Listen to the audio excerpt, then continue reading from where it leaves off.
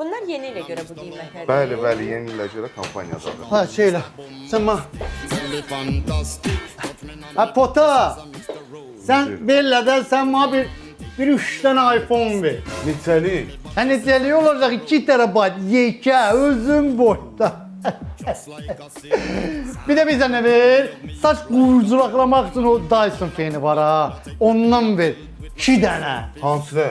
Glamour renk, kırmızı zat böyle parıltılı olsun. Bir de 3 tane de nauşik verin, nauşik kulağa takılanlar. Yani baksın biraz caldı, biraz tez ol lan, biraz pota biraz tez ol. Ben gözlemeye hoşlanmıyorum.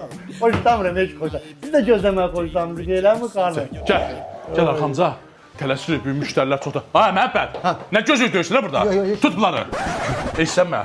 Bunları aparsan, Samirə çatdırsan, taksi sifariş eləmişəm çöldən. Yaxşı, bu 5 manat gələ, 4 manat səsindən qəpik verəsən taksiyə, 20 qəpik də götür özünə sizi yemək alarsan. Yaxşı, yuvanma ha. Davay getdin. Hə, bir dəqiqə gözlə. Papağı tax başba, sən milyon dəfə demişəm. Deyən mağazanın qabağında deyən ki, Voz Telekomda endirimlər var. Bayram aksiyası, yaxşı? Getdin, davay getdin. Ne yaxşı yedirik sana ne olur ya 4 manat 80 qəpik 5 20 qəpik peraşki de yok. Gedirik yaxşı yedirik.